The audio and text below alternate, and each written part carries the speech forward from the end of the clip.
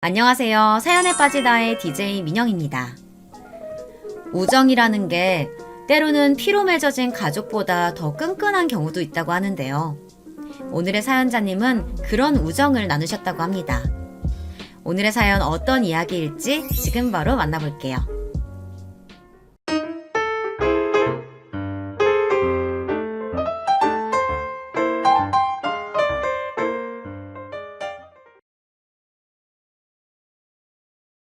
안녕하세요. 저는 40대 남자입니다. 남들이 보면 굉장히 평범한 그냥 아저씨예요. 실제로도 평범합니다.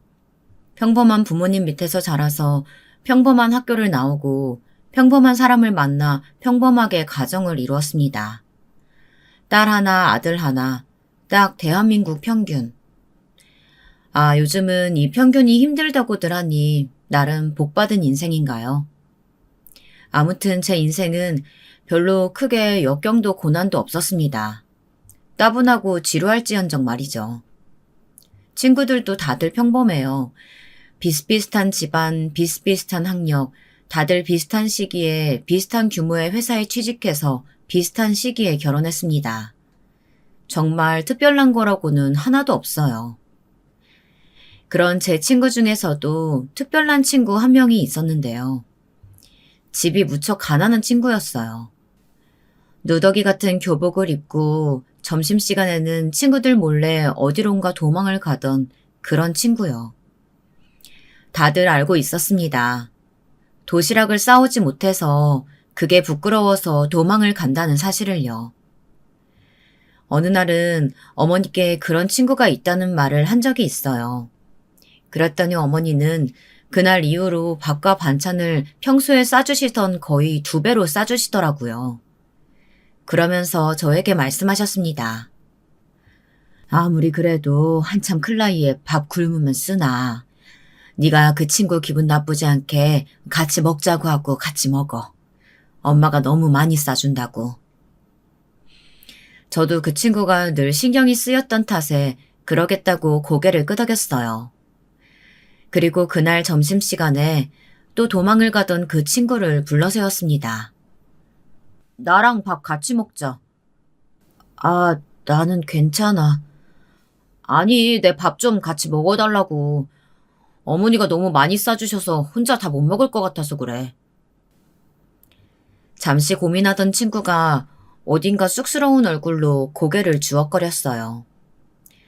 한 번 더 거절하기엔 그 친구도 배가 많이 고팠었다고 나중에 시간이 좀 지난 뒤에 말해주더라고요.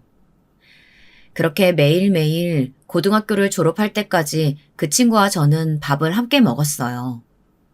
어느 날은 집으로 그 친구를 데려오라는 어머니의 말에 집에 데려간 적도 있었습니다. 그 친구는 정말 평범하게 그지없는 저희 집을 신기한 듯 둘러보며 연신 감탄사를 내뱉었어요. 평범한 집, 평범한 TV.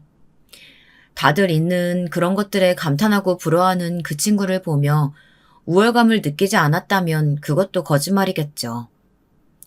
어머니가 준비한 음식들을 먹으며 세상에서 이렇게 맛있는 음식은 처음 먹어보는 양 구는 그 친구를 동정했던 것도 같습니다. 하지만 저희 둘은 정말 친하게 지냈어요.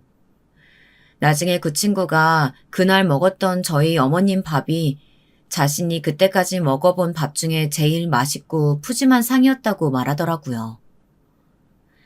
한 번은 이런 일도 있었어요.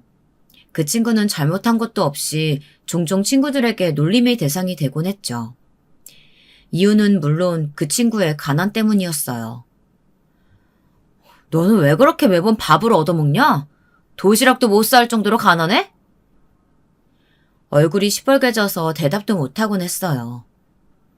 얘가 밥을 얻어먹든 아님 그냥 같이 먹든 네가 뭔 상관인데 그래. 그냥 궁금하니까 물어본 거지. 그런 게 왜 궁금한데? 친구가 친구 사정 궁금해하지도 못하냐? 친구가 친구 생각 안 하고 곤란해하는 질문하는 것도 그것도 친구냐? 덕분에 저도 같이 따돌림 아닌 따돌림을 당했던 시절도 있었죠. 너무나 당연하게도 그 친구는 대학을 가지 못했습니다. 공부를 잘해서 장학금을 받고 가는 가난한 집 친구들도 왕왕 있다고는 하지만 그 친구는 공부를 잘하진 않았거든요. 제가 대학을 다니면서부터는 그전만큼 자주 만나지는 못했어요. 하지만 가끔 만나면 늘 부럽고 동경이 섞인 눈으로 저를 바라보곤 했습니다. 그리고는 술 한 잔 걸치면 제 어깨에 손을 두르고 내 대학생 친구라고 부르며 자랑처럼 말하고 다니곤 했어요. 제가 다니는 대학은 그렇게 좋지도 않았는데 말이죠. 배운 게 없어서 할 수 있는 게 몸 쓰는 일밖에 없다고 막노동판에 뛰어들 때도 웃는 얼굴로 말하던 친구였습니다. 가난했지만 불행해 보이진 않았어요. 우리 부모님이 나 안 버리고 키워주신 것만으로도 너무 고맙지 뭐. 대단하다 생각했던 적도 많습니다. 그런 환경에서도 그런 성격을 가질 수 있다는 것에 말입니다. 나중에는 존경스럽기까지 했어요. 그게 언제냐면, 나 결혼한다. 오, 진짜? 축하해. 제가 번 돈으로 결혼도 하고 신혼살림도 차리고 그걸 혼자 힘으로 다 했거든요. 저는 학자금 대출을 갚는다고 모아둔 돈이 하나도 없어서 신혼집도 부모님이 많이 도와주셨거든요. 자기 힘으로 그렇게 하나하나 일구어 나가는 그 친구를 정말 진심으로 대단하다 생각했습니다. 근데 어느 날부턴가 연락이 되지 않았어요. 결혼을 하고 얼마 지나지 않은 때였던 것 같아요. 오랜만에 연락했더니 없는 번호라고 하더라고요. 신혼집을 가봐도 이미 이사가고 없다는 소리만 들려왔습니다. 부모님이 사시던 집도 그랬고요. 여기저기 수소문을 해봐도 친한 사람은 저밖에 없었던지라 소식을 아는 친구가 없었어요. 어머니를 통해 들은 소문들 몇 가지뿐이었습니다. 아버지가 빚을 크게 져서 있는 재산도 다 털어먹었다더라. 그래서 야반도주를 한 거다라는 소문부터 아니다, 사실 로또가 당첨돼서 소문나는 게 싫어서 다 같이 없어진 거다까지 정말 다양한 소문들이 돌았습니다. 나한테만이라도 말은 해주고 가지. 서운하더라고요. 그래도 제일 친한 친구라고 생각했는데 말이죠. 가끔 소식도 궁금하고 어떻게 사나 걱정도 됐지만 사는 게 바빠서 어느새 그 친구에 대한 생각을 점점 하지 않게 되었습니다. 그렇게 10년이 지났어요. 이제는 그때 그런 친구가 있었지 정도로 추억할 수 있게 된 어느 날이었습니다. 모르는 번호로 전화가 왔어요. 여보세요? 분명히 받았는데 한참을 대답이 없더라고요. 번호를 확인하니 모르는 번호라 끊으려던 찰나였습니다. 잘 지냈어? 10년이 지났지만 목소리만 들어도 딱 알 수 있겠더라고요. 그 친구였습니다. 너무 뜻밖의 사람의 전화라 너무 놀랐지만 반가운 마음이 더 컸습니다. 잊고는 있었지만 문득 뭐하고 사는지 잘 사는지 너무 궁금했거든요. 그렇게 오랜만에 만날 약속을 정하고 그 시절 자주 갔던 술집에서 만나기로 했습니다. 다행히 없어지지 않은 곳이 한 곳 있었거든요. 야, 여긴 진짜 하나도 안 변했다. 이 동네 얼마만에 오는데? 그때 떠나고 한 번도 안 왔지. 그러니까 이제 한 10년 넘었나? 세월 진짜 빠르네. 오랜만에 보는 친구가 어딘가 힘든 얼굴을 하고 있었어요. 예전에는 아무리 상황이 힘들어도 늘 웃는 얼굴이었는데 그늘이 져 있었습니다. 분위기도 많이 바뀌어 보였어요. 그래, 그동안 어떻게 살았냐? 어떻게 연락 한 번을 안 해? 제가 그렇게 말하니 미안한 듯 피식 웃더라고요. 그러면서 그때 이야기를 해줬습니다. 무수히 많았던 소문들 중 하나가 맞는 거였더라고요. 아버지가 간간히 도박을 하는 건 알고 있었는데 그렇게 판이 큰 줄은 몰랐어. 그냥 동네 아저씨들끼리 조금 큰 돈 오가는 그런 수준인 줄 알았거든. 아버지가 도박을 하다가 돈을 빌렸는데 그마저도 다 잃어서 빚쟁이들에게 쫓기는 신세가 됐었다더군요. 부모님 집에도 신혼집에도 다 찾아와서 난장판을 치는 바람에 도망가듯 나와야 했다는 말을 하는데 10년간의 고생을 어렴풋이 느낄 수 있었습니다. 9년 동안 도박빚을 갚았다고 말하는 친구가 정말 진심으로 안타까웠습니다. 이제 살만해서 연락하나 보다 싶어서 안심도 됐어요. 넌 정말 대단하다. 예전에도 그렇게 생각했어. 내가 뭐가 대단해.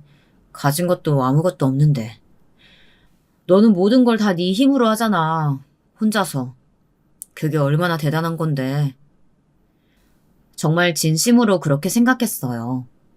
모든 부모님 도움 없이는 아무것도 할 수 없는 저와 제 주변 친구들과는 달리 혼자 알아서 척척 해내는 게 늘 대단하다고 생각했거든요. 술잔을 기울이며 한참을 이런저런 이야기를 했습니다.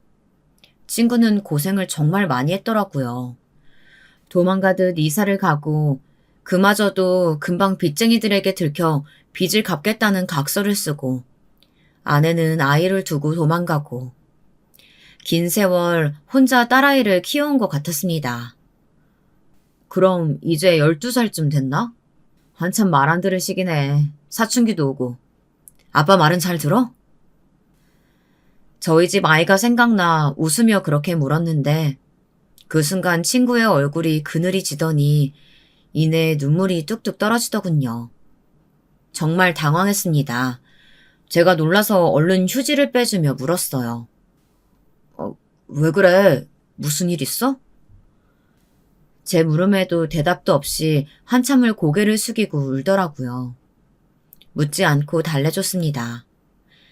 그리고 조금 뒤 진정이 됐는지 숨을 몰아쉬며 뭔가 생각하는 듯, 아니 고민하는 듯 보였어요.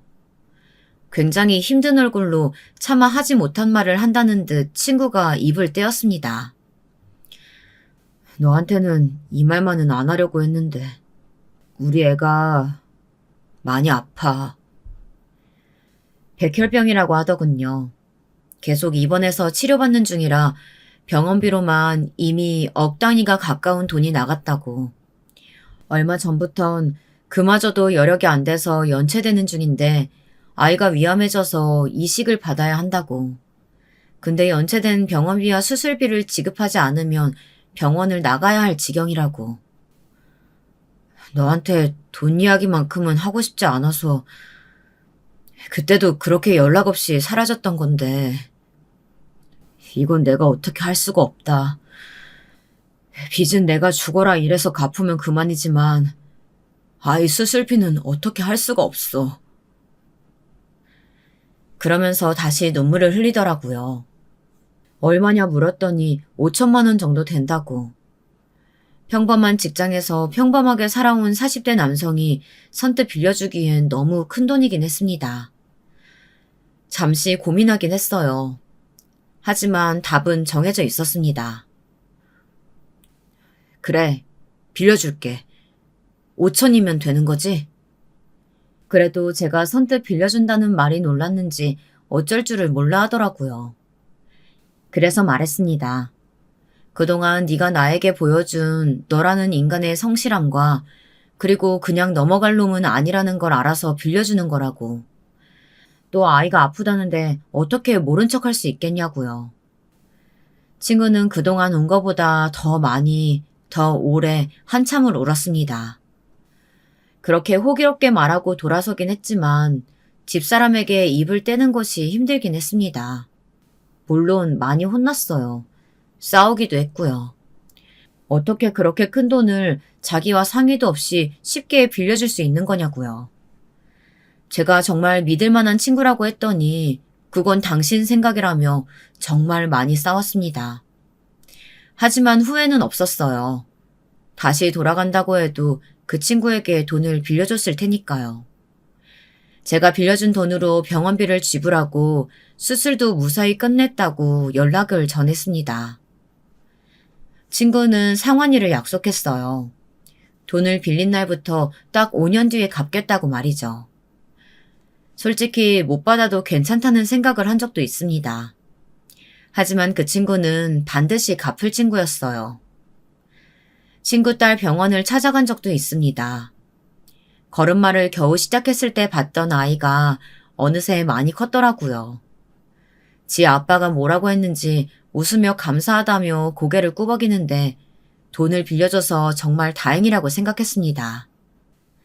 친구의 딸아이를 보고 나오는 길에 저를 배웅 나온 친구를 향해 말했어요. 치료가 완전히 끝난 것도 아니고 너도 일하랴 간병인 줄이야 여기저기 돈이 한두 푼 나가는 것도 아닐 텐데 너무 무리하게 갚지 않아도 돼.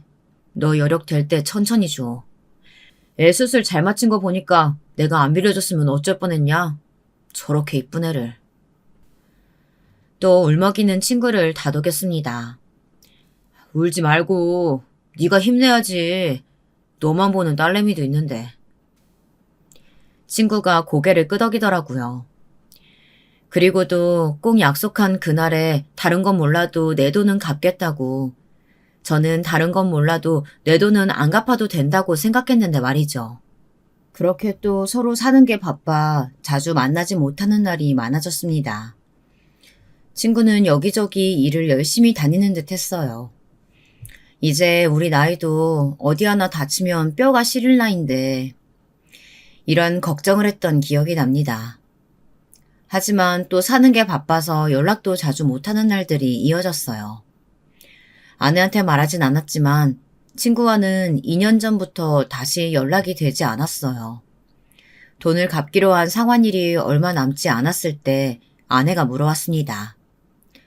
그 친구가 돈 갚기로 한 거 얼마 안 남았지? 어.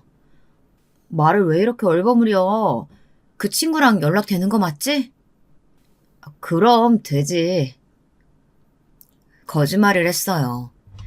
사실 돈을 갚고 갚지 않고보다 친구와 연락이 끊긴 게 더 섭섭한 마음이 들었습니다. 그렇게 서운한 마음을 혼자 삭히며 친구에게도 뭔가 사정이 있겠지 하고 있을 무렵이었습니다. 처음 보는 번호로 전화가 왔어요. 친구였어요.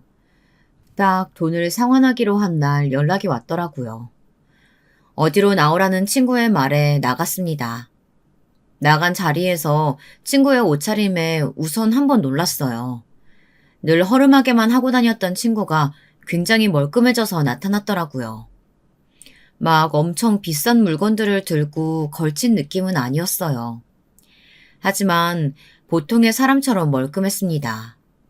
그 친구는 늘 보통도 되지 않아 마음이 쓰이는 친구였으니까요. 얼굴 좋아 보여서 좋다. 잘 지냈지? 그동안 연락 못해서 미안해. 뭐가, 너도 다 일이 있었겠지. 그리고 이렇게 연락했잖아. 제 말에 친구가 역시 그렇게 말해줄 줄 알았다며 웃더라고요. 그리고 그날은 친구와 오랜만에 밥도 먹고 술도 한잔 했습니다. 밥도 술도 본인이 계산하겠다는 친구에게 제가 물었어요. 어디서 복권이라도 된 거야? 사람이 너무 멀끔해졌어. 살다 보니 이런 날도 오더라고. 그렇게 말하면서 친구는 그간 있었던 일을 말해줬습니다. 살던 집이 택배도 제대로 오지 않을 만큼 변방이었는데 어느 날 그 주변으로 도로가 뚫린다고 하더니 보상금이 들어오더랍니다. 그 돈으로 제 돈부터 갚으려고 했는데 아이가 다시 좀 안 좋아져서 거기에 정신이 좀 팔려 있었다고. 그리고 아버지 명의로 되어 있던 대대로 내려와 있는 줄도 몰랐고 돈도 안 됐던 고향의 작은 땅 하나도 갑자기 그린벤트가 풀려서 땅값이 엄청나게 뛰었다고요. 사람이 착하게 살면 복을 받는구나 생각했습니다. 그래서 진심으로 축하해줬어요. 제가 돈을 받게 될 수 있게 된 것보다 친구가 이제 편하게 살 수 있게 된 것이 기뻤습니다. 그래서 농담 삼아 말했어요. 이제 연락 끊고 잠수 타지 말고 앞으로는 자주자주 좀 보자. 친구가 머쓱한지 뒷머리를 긁더라고요. 그렇게 부어라 마셔라를 하고 집으로 돌아왔습니다. 그리고 다음 날 띵동하는 소리와 함께 돈이 입금됐다는 알람이 울렸어요. 금액도 확인하지 않고 아내에게 가서 내 말이 맞았지 하는 얼굴로 기세등등하게 말했습니다. 돈 떼먹을 친구는 절대 아니랬잖아. 하면서 당당하게 아내에게 휴대폰을 건넸어요. 그래, 그래, 당신 잘났다. 아내는 못 말린다는 듯 웃더니 제 휴대폰을 가져가 입금 문자를 보더라고요.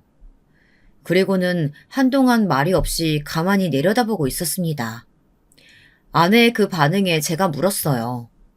이 금액이 맞아? 당신 5천만 원 빌려줬다고 하지 않았어? 5천만 원. 왜? 이 자식이 이자도 좀 넣는다고 어제 그러긴 했는데, 내가 그러지 말라고 분명히 신신당부했는데. 이자? 이자를 좀 넣는다고 했다고? 어, 왜 그러는데? 아내의 그 반응에 저는 아내의 손에 들린 휴대폰을 다시 가져와 문자를 확인했습니다. 그리고 경악했습니다. 이게 뭐야?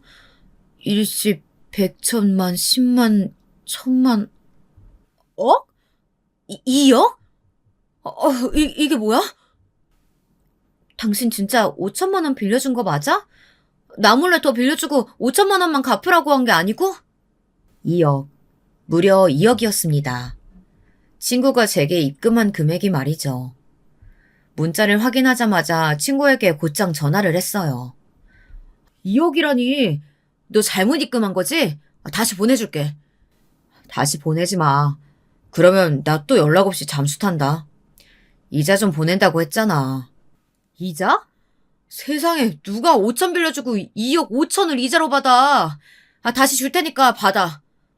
네가 나한테 빌려준 건 돈 5천만 원이 아니라 우리 딸 생명줄이었어. 그러니까 받아. 마음 같아서는 10억도 주고 싶은데 그러지 못하는 게 슬프다. 친구는 그렇게 말하고는 웃으며 조만간 또 술 한잔하자고 하고 끊더라고요.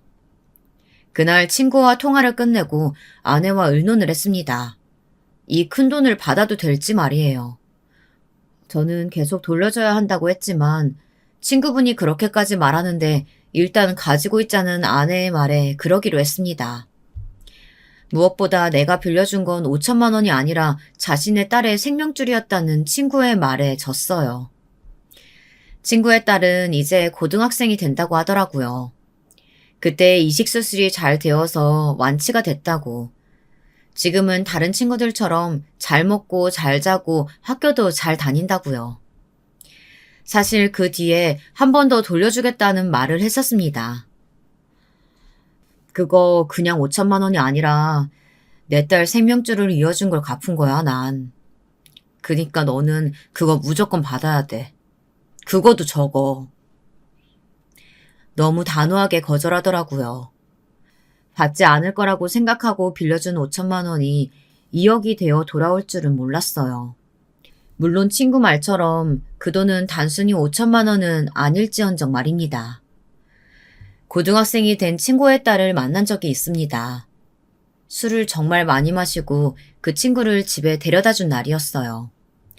늦은 시간이라 피곤한 얼굴로 문을 열어준 친구 딸이 저를 가만 보더니 생각났다는 얼굴로 박수를 치더라고요. 그 아저씨. 어릴 때 봤는데 기억하네? 어떻게 기억을 못해요. 아빠가 맨날 너 살려준 은인이라고 절대 잊으면 안 된다고 그런 말을 수도 없이 했는데. 친구를 방에 눕히고 나오니 친구 딸아이가 음료 한 잔을 내오더라고요. 드시고 가세요. 고맙다고 말하고 음료수를 받아 마시는 동안 친구 딸이 친구가 그동안 어떻게 살아왔는지 이야기를 해줬습니다. 친구는 생각보다 더 힘들게 산 모양이었어요. 그렇게 쫓기듯 떠난 뒤 정말 밤낮 없이 일을 했고 뼈가 부서져 깁스를 하고서도 일을 쉬지 않았다고 합니다. 매일매일 돈 달라며 아빠에게 소리치던 엄마가 집을 나가고 나서는 더 악착같이 돈을 벌었다고 해요. 그렇게 어느 정도의 빚을 다 갚고 살만하다 생각이 들었을 때 자기가 아팠다고요. 처음 병원을 갔을 때 어린 자기는 의사가 무슨 소리를 했는지 기억도 나지 않는데 아빠의 표정만큼은 기억이 난다고 했습니다. 그 세상을 다 잃은 절망적인 표정이요. 병원에 입원하고는 자신을 간병인에게 맡기고 병원을 자주 오지 못했지만 가끔 오면 매번 땀에 절어있는 옷과 어딘가 꼭 한 군데는 닫혀있는 모습에 아빠가 자신을 위해 또 열심히 돈을 벌고 있구나 생각했대요. 근데 자신이 병원비 때문에 쫓겨나게 생기자 친구는 정말 많이 울었다고 합니다. 왜 아니겠어요. 제 자식이 아픈데 병원비를 내지 못해서 병원을 나가야 한다는 상상만 해도 이미 마음이 너무 아려오는데요. 병원에 무릎까지 꿇고 빌었지만 해결이 되지 않자 친구는 최후의 수단까지 생각한 것 같았어요. 아빠는 제가 알고 있다는 사실 모르세요. 그리고 그땐 저도 몰랐어요. 다 크고 나서 그게 그런 거였구나 알았지. 친구는 죽을 생각을 했던 모양이에요. 보험을 들고 서류를 찾아보고 그랬던 것 같습니다.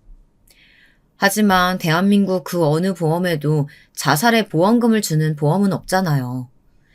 아마 친구는 자신이 죽는 것은 상관이 없지만 자신도 없고 돈도 없는 상황에 남겨질 아픈 딸을 상상했겠죠. 그리고 정말 마지막에 마지막까지 몰린 상태에서 저에게 전화를 했을 겁니다.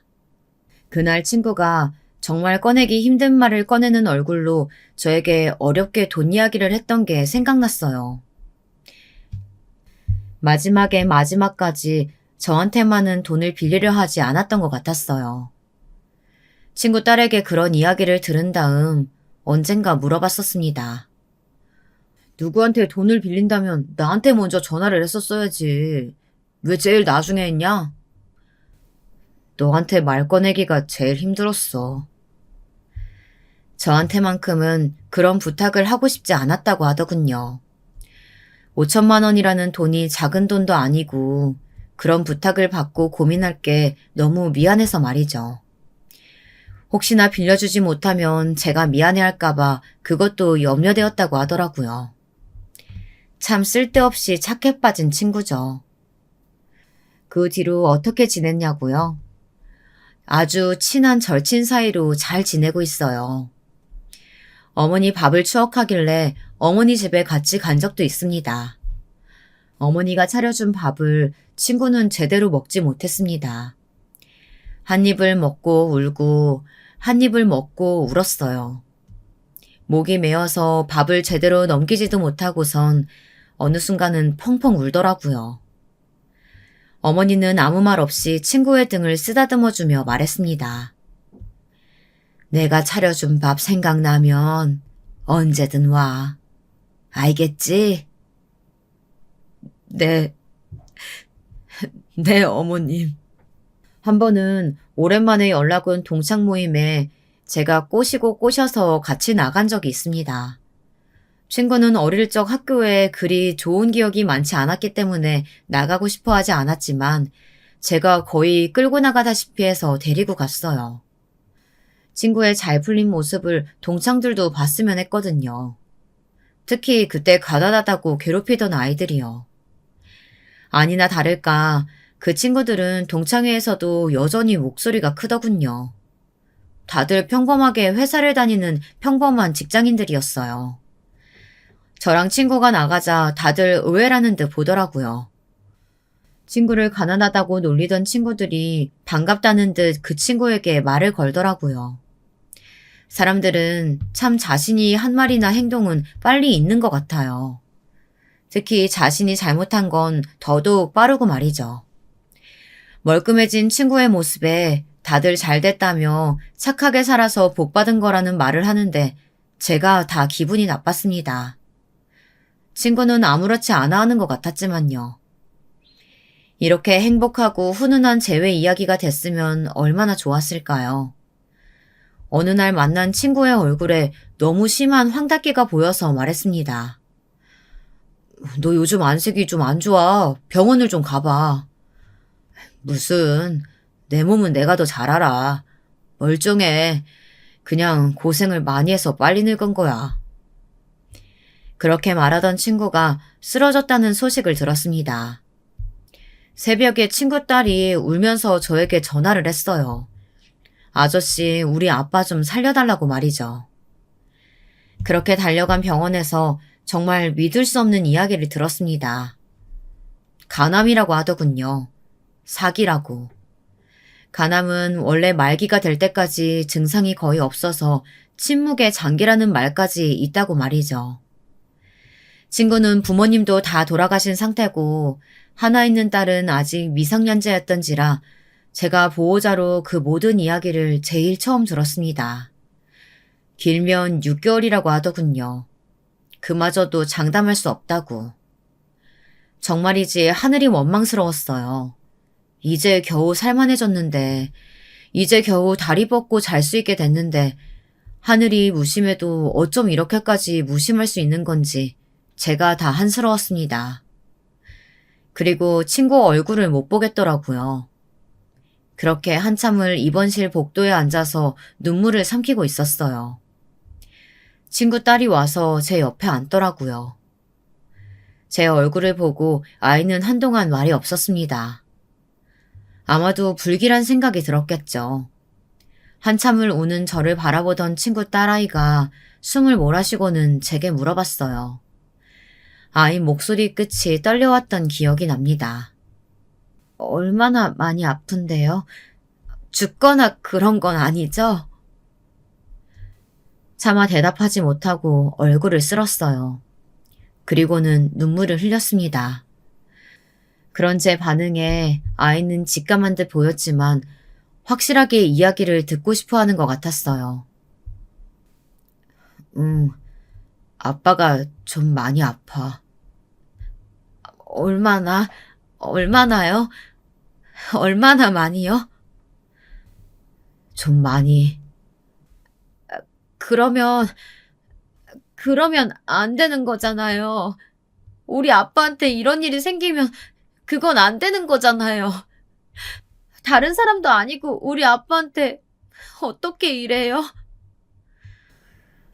그래. 다른 사람도 아니고 니네 아빠한테 이러면 안 되는 건데. 맞아요. 다른 사람은 몰라도 제 친구에게 그런 일이 있어서는 안 되는 건데요. 일평생을 고생하다가 이제 겨우 살만해진 친구에게 그 잠깐의 행복도 허락하지 않는 하늘이 너무나 원망스러웠습니다. 신이 있나 하는 생각도 들었어요. 그렇게 우는 아이를 달래며 한참을 저도 같이 울었습니다. 둘 다 너무 많이 울어 눈이 퉁퉁 부어서 친구의 병실로 들어갔습니다. 친구도 뭔가 분위기가 심상치 않다는 것은 이미 알고 있었어요. 뭐래? 심각한 병이래? 불안한 기운은 감지했지만 애써 웃으며 묻는 친구에게 차마 어떻게 이 사실을 말해야 할지 감도 잡히지 않았어요. 이렇게 될 때까지 뭐 했냐? 이 자식아. 친구의 얼굴을 보자마자 또다시 눈물이 쏟아져 나왔습니다. 울다 지친 친구의 딸아이를 집으로 보내고 병실에는 친구와 저 둘밖에 없었어요. 친구 앞에서 정말 세상이 무너진 것처럼 오열했어요. 정작 자신의 시한부를 듣는 친구보다 제가 더 많이 울었던 것 같습니다. 제일 먼저 걱정은 아니나 다를까 딸아이 걱정이었습니다. 나을 수 있어. 네가 못하는 게 어딨냐, 어? 의사도 통상적으로는 6개월이라고 보지만 장담할 수 없다고 그랬어. 미리 그렇게 포기하지 마.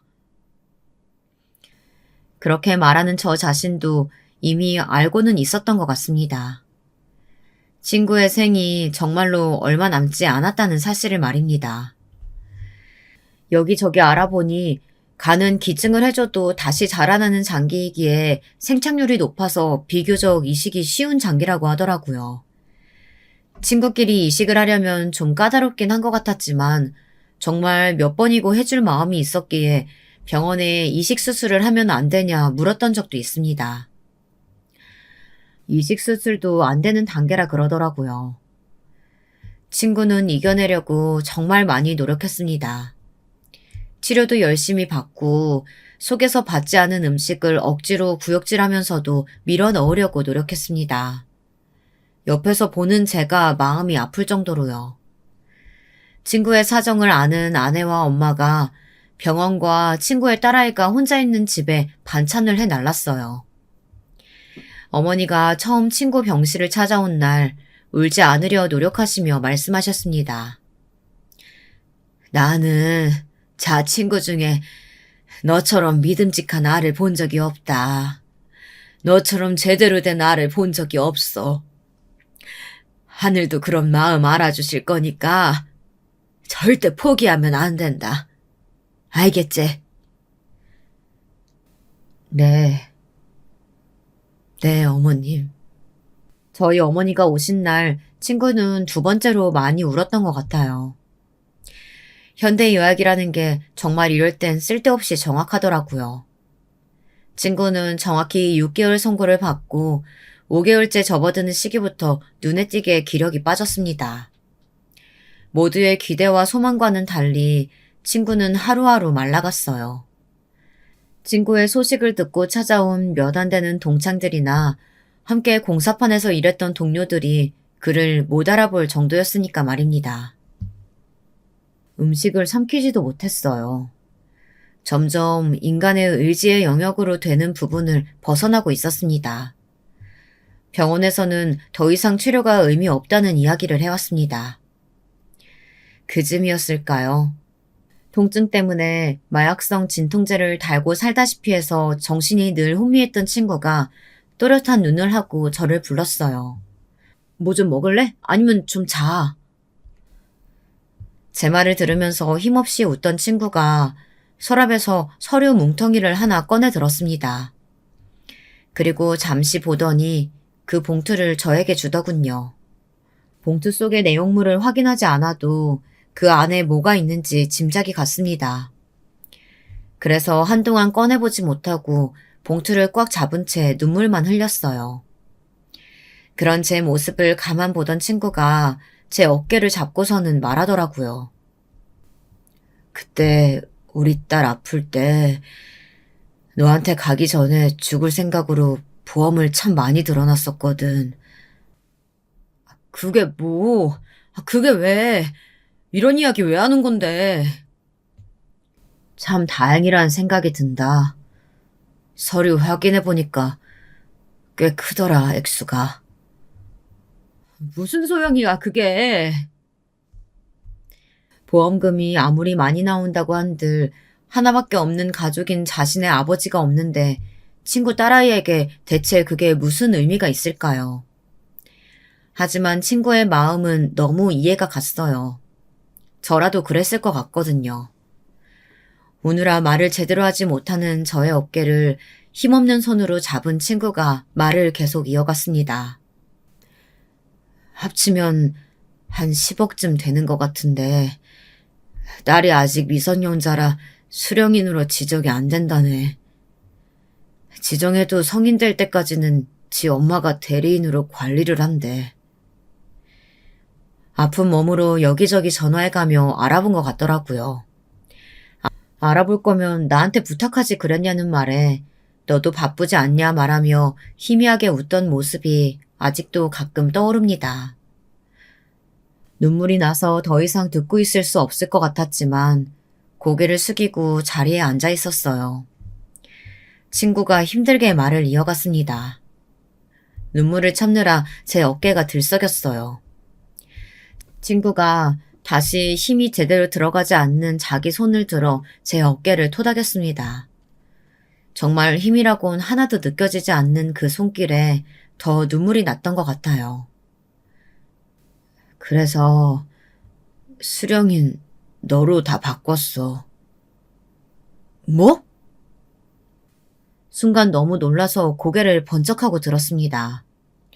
그리고는 그게 무슨 말도 안 되는 소리냐는 얼굴로 친구를 바라봤어요. 친구는 뭘 그렇게 놀라냐는 듯 피식 웃더라고요. 네가 잘 가지고 있다가 우리 딸 성인 되면 줘. 네가 그때까지 살아, 이 자식아. 돈 앞에 믿을 사람은 어딨다고 나를 믿고 그 콘돈을 맡겨. 네가 네 딸 성인 될 때까지 살아. 네가 그럴 인간 아니라는 건 내가 제일 잘 알고, 그리고 그렇다 해도 뭐 너한테 뜯기면 그렇게까지 억울하진 않을 것 같아서. 뜯어먹더라도 우리 딸내미 모른 척만 하지 말아주라. 친구가 힘없이 픽 웃으며 그 와중에도 저를 생각해서 농담까지 하더라고요. 그 모습이 더더욱 마음이 아팠습니다. 친구는 이미 자신의 집 명의도 제 앞으로 해둔 상황이었습니다. 그 집도 자신이 죽으면 딸이 성인이 되기 전엔 생물학적으로 엄마인 아내가 관리를 한다며 그렇게 둘 수는 없다고 말이죠. 자신의 신변을 하나하나 정리하면서 그리고 믿을 만한 사람이 없어 아무리 친한 친구라지만 저에게 그 많은 재산을 맡길 생각을 하면서 친구는 무슨 생각을 했을까요? 그 생각을 하면 아직도 가슴이 저려옵니다. 그렇게 재산을 다 정리하고 친구는 마치 기다렸다는 듯 상태가 악화됐어요. 그래서 그땐 그 이야기를 내가 들어주지 않았어야 했던 건데 하는 생각을 하기도 했습니다. 마치 다 해결했다고 생각하고 더 일찍 가버리는 건 아닌가 하는 생각이 들었거든요. 일하는 와중에 아내에게 전화가 왔어요. 병원에서 친구의 딸아이에게 연락이 왔는데 병원에 빨리 오라고 했다고. 아이가 겁이 나서 손만 덜덜 떨고 있다는 말에 회사를 뛰쳐나와 아내와 친구의 딸을 데리고 병원으로 향했습니다. 저도 손발이 덜덜 떨려왔지만 친구의 딸아이 앞에서 내색하지 않으려고 무던히도 노력했던 기억이 나네요. 우리 세 사람이 도착해 저와 친구의 딸아이가 양쪽에서 친구의 손을 잡았어요. 간성 혼수라고 사람을 못 알아보고 지금 환각이나 환청을 듣는 상태일 거라고 하더라고요. 사망 직전에 겪는. 아버지 오셨어요? 저를 보고 이미 오래전에 돌아가신 아버지인 줄 알더라고요. 그 모습에 또 눈물이 흘렀습니다. 눈물을 흘리며 친구의 손을 꽉 잡았어요. 희준이냐? 제 이름을 불렀습니다. 그리고는 말을 이어갔어요. 인생을 통틀어서 대신 죽어줄 수 있을 만큼 소중한 친구가 한 명이라도 있으면 그건 엄청나게 성공한 인생이라던데. 나한테는 희준이 네가 그래. 고등학교 때 나 밥 먹이려고 그 말 같지도 않을 아무도 안 믿을 거짓말하던 그때부터 너는 나한테 유일하고 제일 소중한 친구였어. 네 덕에 내가 성공한 인생이 됐네. 나도 마찬가지야, 이 자식아. 친구 딸이 친구 팔에 고개를 묻고 오열했습니다. 그 모습을 보던 저도 제 아내도 병실 안에 의료진도 정말 다 같이 울었어요. 아저씨 말 잘 들어야 한다. 알겠지? 응, 알았어. 친구는 딸아이의 대답을 듣고서는 씩 하고 웃었습니다. 그러고는 평화로운 얼굴로 눈을 감았어요. 남겨진 저희는 슬픔으로 가득 찼는데 말이죠. 참 모진 놈이죠. 결국 그렇게 떠났습니다. 친구의 장례를 어떻게 치렀는지 기억도 잘 나지 않아요. 친구의 딸아이는 멍하게 앉아있다가 울다가를 반복해서 아내가 억지로 음식을 먹였던 것 같고 저는 하루 종일 친구의 영정사진 앞에 앉아 있었습니다. 언제 찍었는지 미리 준비해둔 환하게 웃고 있는 영정사진 앞에 말이죠. 장례식은 조용하게 끝났어요. 워낙 좁은 인간관계여서 그랬는지 정말 같이 일하던 분 몇 분, 동창 몇 명이 전부였습니다. 그래도 아이의 엄마는 올 줄 알았는데 연락이 갔을 텐데도 얼굴을 비추지 않더군요. 아내가 참 많이 분노했던 기억이 납니다. 애 엄마라는 사람이 남편이 미워도 애는 보러 와야 할 거 아니야. 아내는 이미 친구 딸에게 정이 많이 들어있었어요. 친구의 장례를 치르고 친구의 딸아이에게 다가가 물었습니다.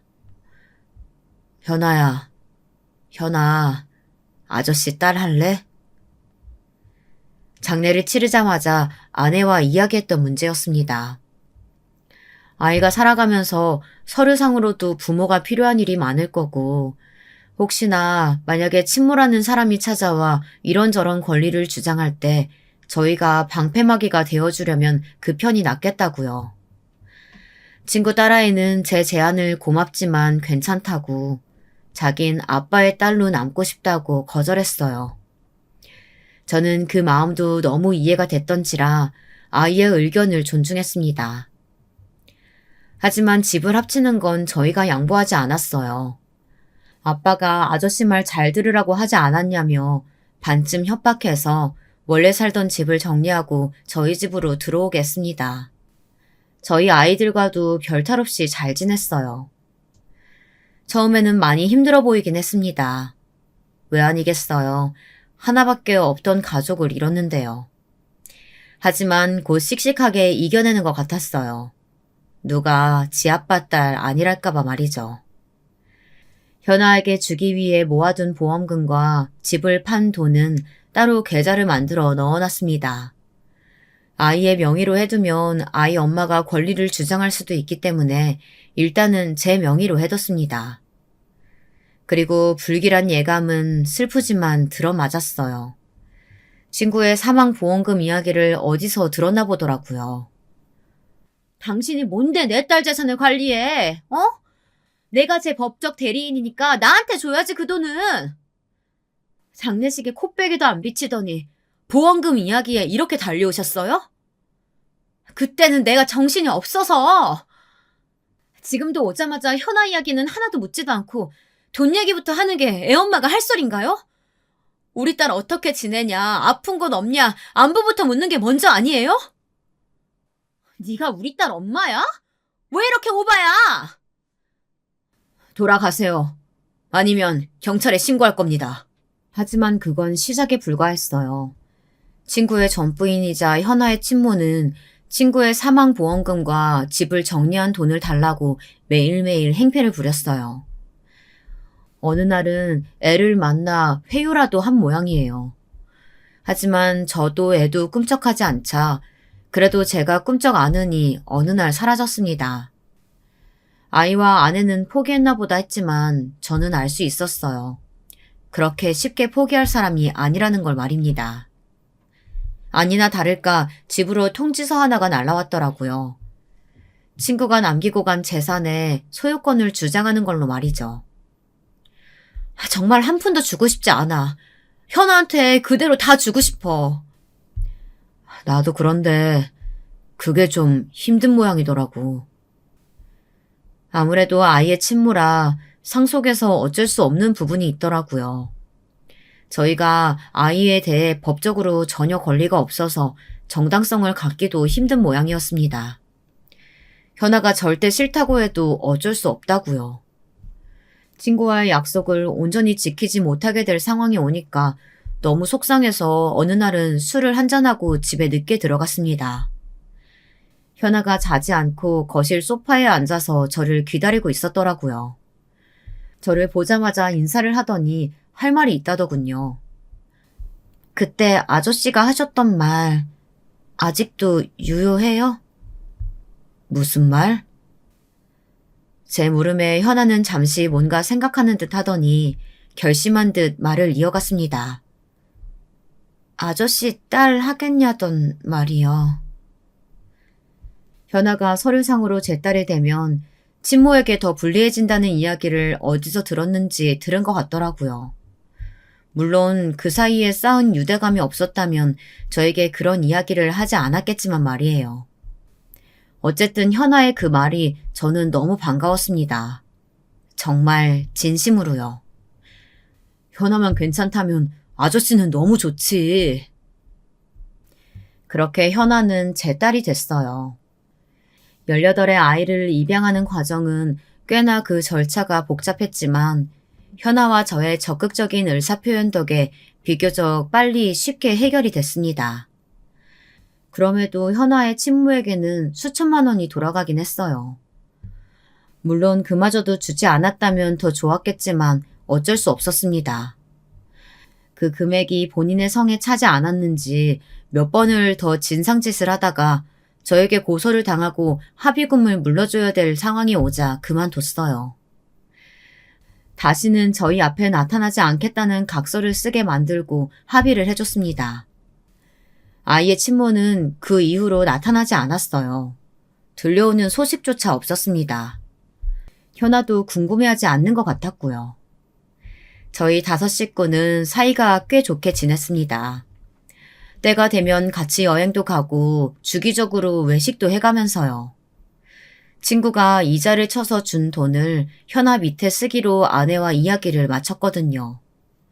저희 큰딸도 다행히 성격이 잘 맞아서 친구처럼 잘 지내요. 그 둘을 보고 있으면 과거의 친구와 제가 생각나서 울컥할 때가 많았습니다. 어느 날은 친구가 꿈에 나온 적이 있어요. 가만히 저를 보고 있다가 제가 잘하고 있다는 듯 고개를 끄덕여주고 돌아갔어요. 그 이야기를 들은 현아가 제 꿈에는 한 번도 제대로 나오지 않는다며 속상해했지만 말이에요. 세월이 많이 흘렀습니다. 현아는 성인이 됐고 대학을 갔고 취직을 했어요. 돈이 있었다면 부유했다면 친구도 다 겪을 일들을 현아가 자신의 아빠 대신 열심히 이뤄내고 있는 중입니다. 성인이 되자마자 제가 받았던 모든 돈을 현아에게 준다고 했지만 현아는 받지 않았어요. 부모와 자식 간에 이런 계산이 어딨어요. 그냥 저 학교 보내주시고 나중에 시집도 보내주세요. 저희는 어느덧 진짜 가족이 되었습니다. 지 아빠 닮아서 입맛도 아주 똑같구먼. 어머님은 주기적으로 반찬을 해오십니다. 현아 유학 가겠대요. 당신이 좀 말려봐요. 가고 싶으면 보내면 되지. 그걸 왜 말려. 여자애를 혼자 멀리 타국 땅에 어떻게 보내요. 아우 참. 아내는 저보다 현아를 더 챙기고요. 아내는 결국 현아에게 졌어요. 그래서 아이는 유학을 갔습니다. 하고 싶은 공부 원 없이 하고 보고 싶은 세상 원 없이 보고 오라고 그러라고 해줬어요. 그리고 현아가 떠난 날 친구가 있는 납골당을 찾았습니다. 잘 지내냐? 이 나쁜 자식아. 친구는 언제나 그곳에서 환하게 웃고 있었어요. 언제 찍었는지도 모를 저 영정사진을 보고 또 마음 한구석이 아려왔습니다.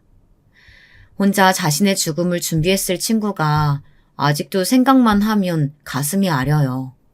세월이 참 많이 흘렀는데도 말이죠. 현아 유학 갔어. 하고 싶은 거 다 하게 해주면서 키우고 있다. 아니 지 혼자 스스로 잘 크는 거지만. 친구를 보며 말했습니다. 너무 오래 너무 많이 일해서 일찍 쉬러 간 거라고 그렇게 생각하기로 했다. 너 뻑하면 연락 끊고 사라졌었잖아. 그것처럼 지금은 좀 오래 연락이 끊긴 거라고 그렇게 생각하면서 살아. 맞는 말이긴 하지. 나중에 만나긴 만날 거잖아. 웃고 있는 친구의 사진이 미웠어요. 거긴 좋냐? 이제 일 안 하고 고민 없이 거기선 편해? 한참을 주절주절 말하다 왔던 기억이 있네요. 그 뒤로는 꽤 오랜 시간 가지 못했거든요. 제가 못 가는 동안에 아내가 대신 가봐줬던 것 같아요. 오랜만에 갔을 때도 납골당이 깨끗하게 누군가의 손을 탄 것처럼 유지가 되어 있는 거 보면 말이죠. 늘 그렇듯 사람들은 저마다 사는 게 바빠서 그 어떤 아픔이라도 시간이 좀 지나면 옅어지곤 합니다. 저도 예외는 아니었고요. 물론 아직도 추억하고 그리워하지만 말이에요. 저와 현아를 포함한 제 식구들은 아주 잘 지내고 있습니다. 서로를 위하고 생각하는 사이 좋은 가족이에요. 이제 조금 있으면 현아는 친구가 아빠가 되었던 그 나이가 됩니다. 이렇게 살아내다 보면 친구가 떠났던 그 나이보다 현아 나이가 많아지는 날이 오겠죠. 세월이 참 빠른 것 같아요. 참 긴 이야기인데 하고 보니 금방 끝난 것 같네요. 오랜만에 친구의 납골당을 한번 가보려고 합니다.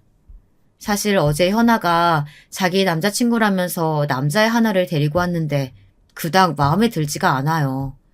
얼굴깝하게 생겼더라고요. 그래서 친구의 의견을 좀 구해야 할 것 같아요. 아내가 저를 보면서 혀를 찼습니다. 당신 민식 씨한테 가서 일부러 나쁘게 말하고 집에 와서 민식 씨가 안 된다고 했다고 그러려고 그러지? 내가 모를 줄 알아? 아니야. 애가 좋다는데. 그리고 당신만 별로라고 하지 다 마음에 들어해. 하여간 여자들이란 잘생기면 그저 다지. 아무래도 친구에게 하소연을 좀 해야 할 것 같아요. 그쵸?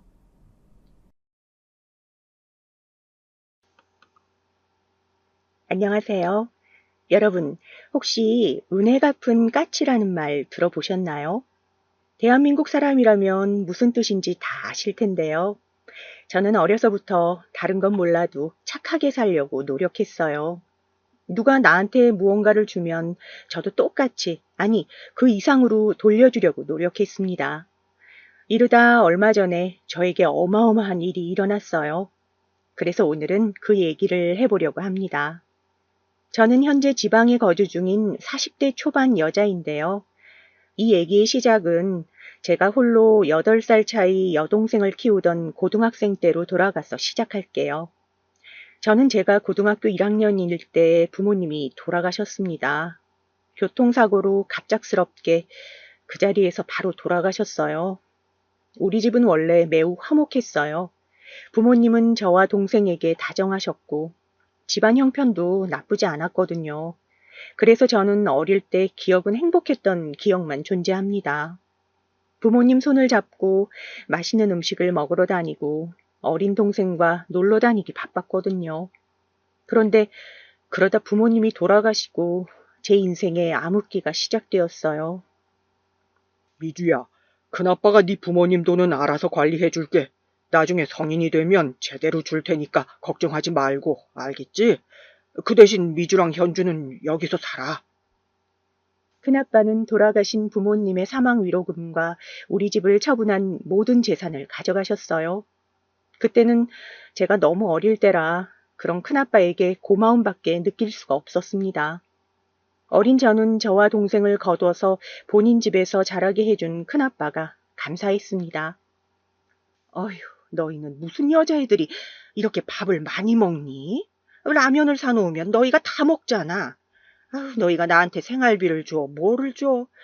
그리고 미주 너는 그냥 공부나 하지 무슨 수학여행을 간다고 하는 거야? 죄송해요. 안 간다고 담임선생님께 제가 말씀드릴게요. 하지만 큰아빠와 큰엄마는 우리 자매를 매일 구박했어요. 큰아빠 부부는 아들만 한 명 있었습니다. 사촌 오빠를 데리고 셋이 한우를 먹으러 간 사이 동생과 제가 배가 고파 라면을 끓여 먹으면 왜 먹냐고 구박하셨죠. 친척이라곤 큰아빠밖에 없던 터라 그대로 당하기만 했습니다. 또 현실적으로 제가 너무 어린 동생을 데리고 집을 나가면 갈 데가 없었어요. 그때 너무 속상했던 사실은 동생이 제대로 먹지 못했던 사실이에요. 날이 갈수록 마른 동생을 보고 얼마나 속이 상했는지 모릅니다. 그러다 제가 18살 때 큰아빠네 집에서 나오게 되는 계기가 발생했어요. 언니, 나 배고파. 아까 학교에서 먹은 급식이 다야. 큰엄마 몰래 뭐라도 먹으면 안 돼? 나 너무 배고파서 잠이 안 와. 그래? 잠시만 기다려. 언니가 그럼 부엌에 가서 뭐라도 가져올게. 조심스럽게 방을 나가 부엌에 갔더니 식탁 위에 귤이 있더라고요.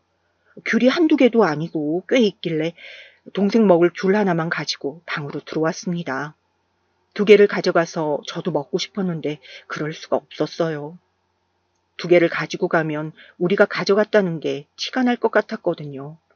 그렇게 동생에게 귤을 하나 건넸고 동생은 맛있게 먹었습니다. 너희가 귤 먹었어?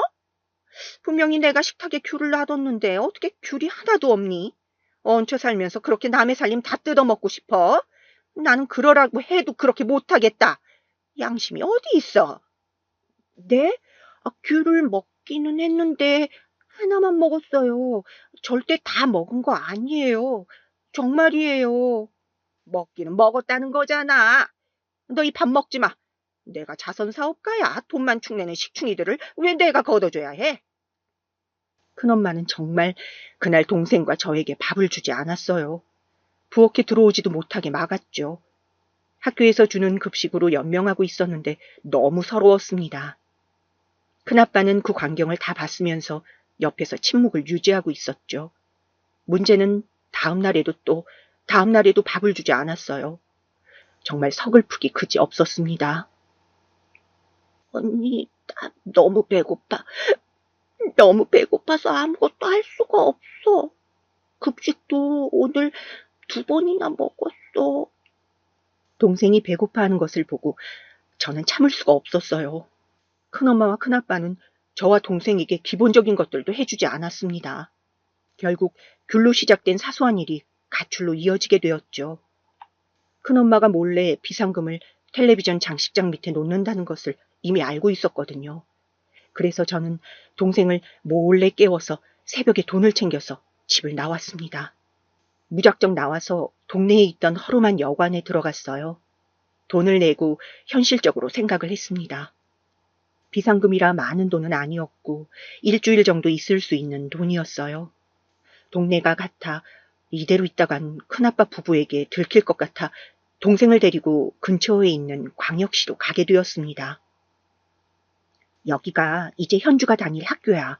학교 끝나면 바로 앞에 있는 저 큰 고깃집으로 와. 언니가 거기서 일하고 있으니까. 알겠지? 저는 학교에 다닐 생각이 없었어요. 그래서 동생만 학교에 보내고 저는 동생 학교 바로 앞에 있는 식당에서 일하기 시작했습니다. 고깃집뿐만이 아니라 저는 빵집, 패스트푸드점, 영화관 등 안 해본 아르바이트가 없어요. 지금 생각하면 어린 나이에 도대체 어떻게 동생을 데리고 일했는지 모르겠어요. 일하던 곳에서 미리 돈을 받아 겨우 단칸방 하나를 구했습니다. 어린 동생을 혼자 키우는 것은 저에게 상당히 힘든 일이었어요. 공과금을 내는 방법도 몰라서 겨우 집주인 아주머니에게 배우기도 했습니다. 그렇게 힘들게 몸을 갈아 일하기 시작했어요. 사실 저는 최저시급도 제대로 받지 못하고 일했어요. 주로 제일 많은 시간을 보냈던 곳은 저 고깃집인데요. 저기서는 심지어 사모님의 심부름까지 하기도 했습니다. 가게에서 일하는 직원이 아니라 아예 개인 비서가 된 느낌이었어요. 예, 나 약국 가서 소화제 좀 사다 줄래? 어휴, 소화가 안 돼. 갱년기라 그런가? 네, 잠시만요. 금방 다녀올게요. 또 가게에는 사장님 부부의 따님도 같이 일했거든요. 저보다 5살이 많은 언니였는데 그 언니도 저를 그렇게 개인 심부름을 하게 했습니다. 얘 미주야, 나 이따 화장품 좀 사다 주라. 립스틱이 떨어졌어. 내가 쓰는 거 알지? 그거 시장 가면 떡집 옆에 있는 거 있잖아. 거기서 사오면 돼. 네, 언니. 제가 이따 사모님 심부름 다녀오면서 갔다 올게요. 그래도 저는 알겠다고 수긍하고 일할 수밖에 없었어요.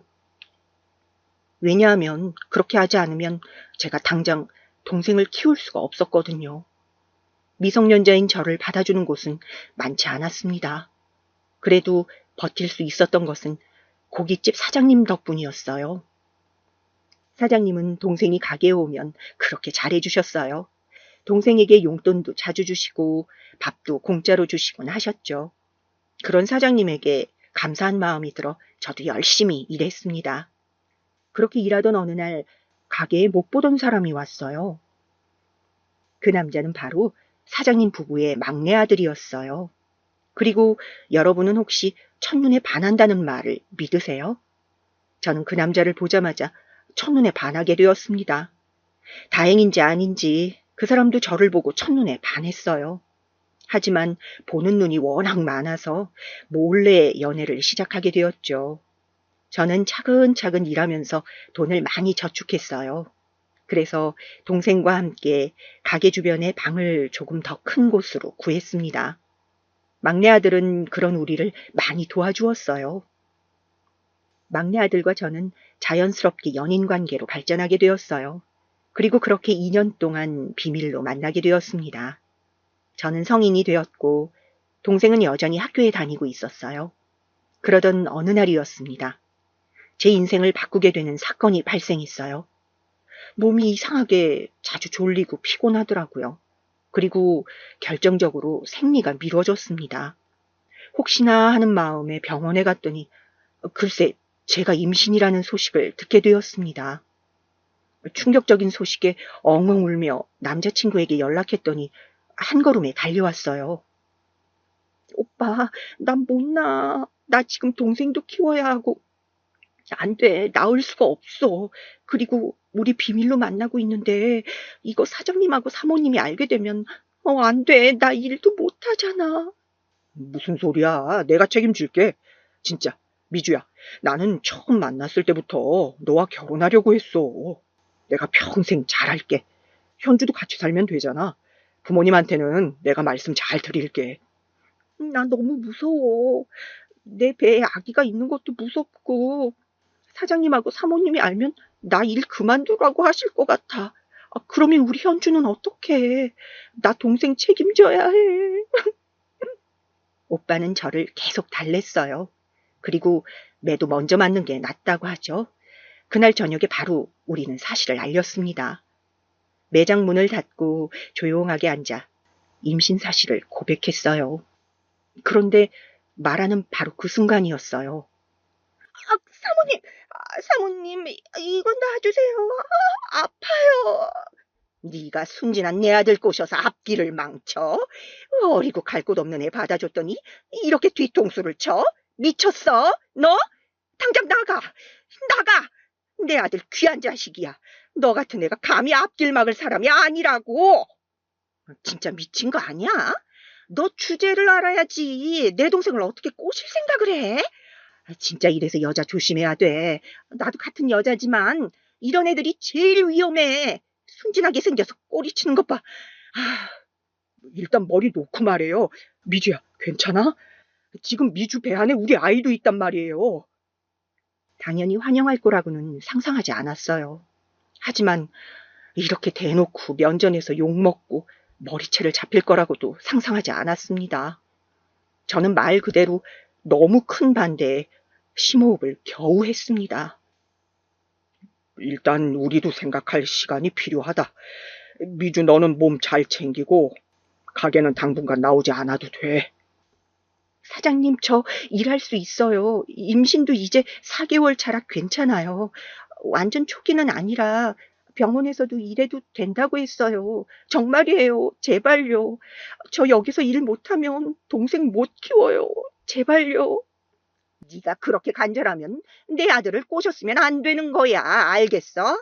그렇게 우리 가게 일자리가 소중했으면 이러면 안 되는 거지. 그동안 우리가 너한테 얼마나 잘해줬는데. 원래 얌전한 고양이가 부뚜막에 더 먼저 올라간다고 하잖아. 아유, 진짜 어이가 없어.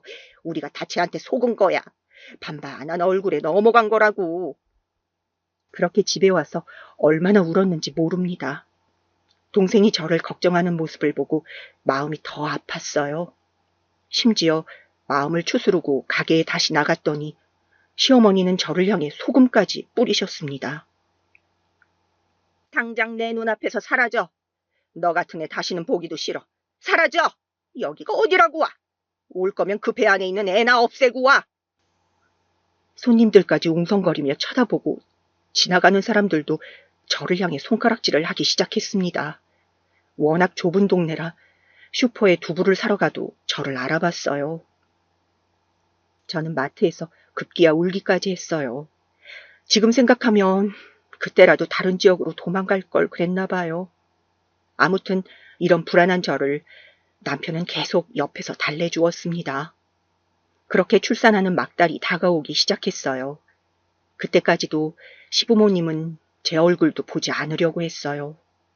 시어머니는 제 그림자만 봐도 소리 지르기 바쁘셨죠. 이런 제가 어떻게 결혼했는지 아세요? 사실 나는 우리 가게 물려받을 생각이 전혀 없었거든. 그런데 내가 그냥 아버지한테 무릎 꿇고 말했어. 내가 가게 물려받을 테니 후임자 이제 더 찾아다니지 않아도 된다고 했어. 우리 누나는 힘든 일이 싫다고 이미 딱 잘라서 말한 상태였거든. 내가 가게를 물려받는 조건으로 미주 너와 결혼할 수 있게 됐어. 남편의 말을 들어봤더니 자식이라고 2명 있는 집안에서 둘 다 그 큰 고깃집을 물려받지 않길 원했대요. 이렇게 말하면 가끔 의아하다고 하는 분들이 계시던데 아마 자영업을 하던 분들이라면 무슨 뜻인지 알 거라고 저는 생각해요. 식당이 돈은 많이 벌어도 정말 힘들거든요. 또 고깃집이라 몸을 쓰는 일도 많았고 손님들 상대하는 것도 힘들었어요. 그걸 시누이와 남편은 바로 옆에서 봤으니 물려받기 싫었겠죠. 남편은 그래서 일부러 대학도 다른 지역으로 갔거든요. 아무튼 그런 남편이 가게를 이어서 하겠다고 하니 철옹성 같은 시아버지가 드디어 우리 결혼을 허락하셨습니다. 가게를 물려받기로 했으니 미주 너도 더 열심히 일해야 해. 이제는 예전처럼 그냥 직원이 아니야. 이제 네 가게야. 알겠니? 네, 저도 남편 따라서 열심히 주인의식을 가지고 일하도록 하겠습니다. 감사해요. 그렇게 저는 결혼식도 올리지 않고 결혼을 하게 되었어요. 제 인생에 과연 결혼이라는 일이 일어날까 싶었는데 결실을 맺게 되었죠. 다른 것은 전혀 문제가 되지 않았는데 동생이 마음에 걸렸어요. 시어머니의 확고한 조건이 있었거든요. 결혼하면 우리 집 가풍을 배워야 하니까 무조건 네가 들어와서 살아. 제 동생은요, 얼마든지 들어가서 살 수는 있는데 동생을 제가 키워야 해요. 그렇게 소중하면 왜 우리 동생을 꼬셔서 임신한 거야? 동생도 같이 살게 해주세요. 제가 최대한 거슬리지 않게 할게요. 동생 워낙 조용하고 밥도 많이 안 먹어요. 제발요. 저는 거의 빌고 빌어서 동생까지 같이 시댁에서 살 수 있었어요. 방이 남지 않아 동생은 우리 방에서 같이 살았죠. 그리고 어느 정도 예상하고 들어갔지만 시집살이는 매우 심했습니다. 출산해서 몸도 약한 저를 시어머니는 매일같이 새벽부터 깨우셨어요. 예, 지금 뭐하니? 얼른 일어나서 밥해라. 시아버지랑 시어머니에게 아침상을 차릴 생각을 해야지. 너는 지금 애가 무슨 기본도 안 되어 있니? 시아버지 드시고 출근하면 그때 네가 밥을 먹는 거야. 알겠어? 그리고 빨리 저기 가서 걸레로 바닥 좀 닦아. 네 눈에는 먼지가 안 보여? 지금 그걸 먹을 시간이 있니? 빨리 화장실 가서 청소해. 아까 보니까 물때가 잔뜩이더라. 넌 그걸 보면서도 청소할 생각이 안 들어? 시어머니는 아침부터 밤에 잠이 들 때까지 계속해서 잔소리하기 바빴어요. 그리고 제가 힘들었던 것은 마치 저와 아기를 이간질하는 듯한 모습이었습니다. 아유, 생긴 건 우리 아들하고 똑같이 생겼네. 너무 예쁘다. 역시 우리 아들의 유전자가 큰일을 했네. 어쩜 이렇게 닮았지? 이목구비부터 발가락까지 닮았어. 엄마, 뭔가 귀는 나랑 똑같지 않아? 완전히 그냥 우리 집안 유전자만 있어. 시어머니와 시누이는 저보고 들으라는 듯이 행동했어요. 그러면서 제 아들을 마치 자기 자식인 것처럼 대했습니다. 아이가 커가면서 그 행동은 더 심해졌어요. 왜 우니? 네 엄마가 잘 안 돌봐줘서 그래? 너희 엄마는 너가 안 예쁜가 봐. 맨날 밖으로 돌아다니고, 그치? 이리 할머니한테 와. 옳지, 그렇지. 이래서 먹여 살리려면 어쩔 수 없죠. 그리고 아이들은 원래 울면서 크잖아요. 엄마가 집에 없으면 아이가 불안해하더라. 집에 있는 엄마들이 괜히 그러는 게 아니야. 저도 뭐 일하고 싶어서 그런 건 아니잖아요. 상황이 이런 거죠. 아이 제가 돌볼 테니까 어머니 들어가서 쉬세요. 제가 출산하고 조리도 제대로 못하고 바로 일했거든요. 고깃집에 가서 설거지부터 무거운 숯도 나르고 또 각종 밑반찬도 다 제가 만들었습니다. 제 손길이 하나라도 미치지 않는 곳이 없었죠. 몸이 2개여도 모자란 양에 항상 지쳐있는 상태였습니다. 24시간이 모자라서 힘들었어요. 미주야, 고생했다. 나는 네가 없었다면 가게를 운영할 수 없었을 거야. 부모님도 나이가 들면서 많이 체력이 부족하시니 힘들어하시고 언제나 고마워. 그래도 남편이 제 옆에서 편을 들어주니 든든했어요. 그리고 아무리 힘들어도 버텨야 하는 이유는 바로 동생이었습니다. 언니, 나 수학여행 간다고 하던데 혹시 부담되면 말해. 나 진짜 안 가도 괜찮아. 선생님이 그냥 물어보래서 물어보는 거야. 현주야, 당연히 수학여행은 가야지. 무슨 소리를 하는 거야. 언니는 네가 이렇게 물어보는 것 속상해. 걱정하지 말고 다녀와. 실제로 동생은 제가 결혼하며 시댁살이를 시작하자 눈치를 많이 보기 시작했어요. 밥도 눈치 보며 먹고 집에 늦게 들어오고는 했습니다. 그런 동생이 성인이 되어 대학에 입학할 때까지는 저는 시어머니의 시집살이를 알면서도 당할 수밖에 없었어요. 제가 특히 힘들었던 것은 바로 명절이었습니다. 시댁이 큰 집이라 명절 때는 온갖 친척들이 다 시댁으로 모였어요. 예, 빨리 이 음식들 가져다 드려. 그리고 잡채는 어딨니? 저는 어디다 놨어? 왜 이렇게 행동이 느려? 아이고. 잠시만요. 현주야, 언니 좀 도와주라. 아까 분명 여기다 놨는데. 어디 갔지? 언니, 잡채 여기 있어. 내가 가서 놓고 올게. 동생과 저를 마치 그 집 하인처럼 부리는 시어머니는 당연하게 시키셨어요. 심지어 시누이는 소파에 가만히 앉아서 입으로 일하더라고요. 옳게, 거기 지금 김치가 없잖아. 김치 냉장고에서 김치 꺼내와야 할 것 같은데. 가서 가져와. 그리고 오면서 냉동실에서 나 아이스크림 가져다 줘. 시어머니도 시어머니지만 저는 시누이가 그렇게 얄미울 수가 없더라고요. 바빠 죽겠는데 저렇게 시킬 때는 저도 표정 관리를 하지 못했어요. 그런 제 얼굴을 보며 시누이는 일부러 더 말을 걸기도 했습니다. 옳게, 설마 지금 기분 나쁜 거 아니지? 내가 지금 뭐 어려운 부탁한 거 아니잖아? 그치? 아니지? 네, 아니에요. 일단 저 지금 바빠서 부엌 다시 가볼게요. 속으로 참을 인을 얼마나 새겼는지 모릅니다. 제가 이렇게 얄미운 시집살이를 견뎠던 이유는 바로 동생 때문이라고 했잖아요. 그리고 한 가지 이유가 더 있었어요. 바로 시아버지였습니다. 시아버지는 늘 우리 자매를 보면 인자하게 웃어주셨어요. 그리고 제가 잊지 못할 사건이 하나 있는데 바로 동생이 대학에 갔을 때였어요. 동생은 사립대학교와 국립대학교 둘 다 붙게 되었는데 가고 싶어 하던 대학은 바로 사립대학교였습니다. 하지만 다들 알다시피 사립대는 등록금이 매우 비싼 학교라서 제가 감당할 수가 없었어요. 사실 고깃집에서 그렇게 일해도 돈 관리는 시아버지가 하고 있었거든요. 이게 지금 생각하면 말이 안 되는 사실인데 그때는 그게 당연하다고 생각했습니다.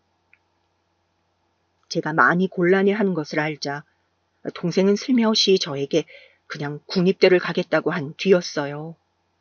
시아버지가 저를 몰래 다용도실로 부르더니 말씀하셨습니다. 미주야, 현주 이번에 대학 간다며? 내가 4년 내내 등록금을 준다고는 약속은 하지 못해. 그래도 첫 번째 등록금은 내줄 수 있단다. 걱정하지 말고 원하는 대학에 가라고 해.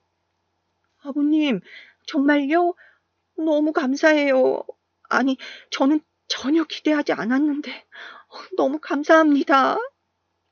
시아버지가 무려 동생이 첫 등록금을 내준다는 소식에 저는 뛸 듯이 기뻤어요. 동생도 그 소식을 듣고 너무 기뻐했습니다.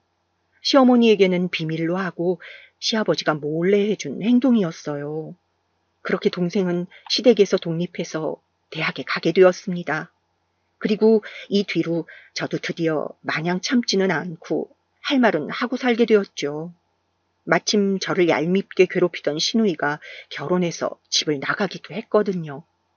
시어머니와 둘만 있으니 저도 마음속에 용기가 생기더라고요. 시어머니는 유독 육아에 관해 간섭을 많이 하고는 하셨어요. 우리 손자가 한글이 조금 느린 것 같다. 아무래도 이게 목의 유전이라고 하던데 병원에 가야 하니? 느린 것은 다 이유가 있을 텐데, 안 그러니? 외동은 원래 학습 능력이 느리다고 하더라고요. 아직 유전이 보일 나이고 아니고 병원에서 그랬어요. 그래? 근데 아기 춥게 저렇게 입히면 어떡하니?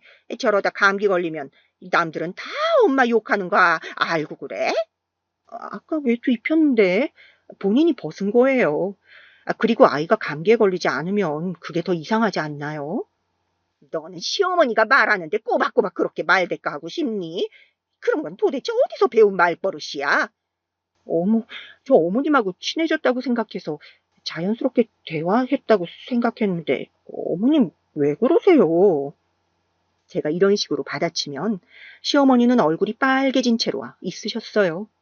통쾌하다면 사실이었죠. 어휴, 왜 이렇게 집안이 덥니? 아유, 나만 그런가? 어머니, 갱년기라 그런 거 아니에요? 나가서 바람도 쐬고 친구도 만나고 그러세요. 매일 집에만 있으면 더 힘드시잖아요. 시어머니와의 관계는 저도 어느 정도 할 말을 하면서 괜찮아졌는데 문제는 다른 곳에 있었습니다. 시아버지가 이제 완전히 고깃집에서 손을 뗀다고 하셨어요. 사실 그전까지도 저와 남편이 거의 모든 것을 했는데 공식적으로 아예 가게에도 뜸하게 나온다고 선언하셨죠. 남편하고 저는 본격적으로 책임감이 더 생기기 시작했습니다. 그러면서 저는 정말 그 당시에 새벽 6시에 가게로 출발했습니다. 그리고 영업 개시 준비를 마치고 다시 집에 와서 시부모님 아침밥을 차리고 아이 학교를 등교시켰어요. 다시 가게에 가서 열심히 일하고 또 중간에 시댁에 가서 밥을 차리고 집안일하고 그런 식으로 생활을 유지했습니다. 몸은 당연히 힘들었고 도대체 어디서 보상을 받아야 할지도 몰랐어요. 버틸 수 있었던 것은 바로 아들과 간간히 들려오는 동생의 소식이었습니다. 제가 그렇게 열심히 일하니 그래도 손님이 배로 늘기 시작했어요. 항상 친절하게 손님들을 맞이했더니 단골도 어마어마하게 늘어나기 시작했습니다. 가게가 장사가 더 잘 되면서 일하던 직원도 더 뽑게 되었어요. 새로 뽑은 직원 중에 하연이라는 저와 동갑인 직원이 들어오며 서로 의지하기도 했습니다. 알고 봤더니 하연이는 저와 공통점이 꽤 있는 친구였어요. 하연이 너도 그럼 엄마가 안 계시니까 힘들었겠다. 나도 동생하고 둘이 의지하며 살았을 때가 너무 힘들었거든. 나는 그래도 언니가 있어서 내가 동생이니까 괜찮았어. 미주 네가 진짜 대단하지. 나는 그렇게 살라고 해도 못 살아. 특히 신우이는 결혼하고 더 친정에 자주 왔거든요.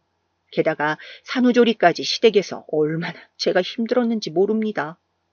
집에 있기가 싫어 일부러 가게에 나올 정도였어요. 그런 저를 하연이가 같이 신우이를 뒷담화해줘서 얼마나 기뻤는지 모릅니다. 아니, 나 진짜 미주 네 신우이 대단하다고 생각해. 사람이 어쩜 저렇게 이기적이고 본인밖에 몰라? 나름 무슨 자기 하인이라고 생각한다니까.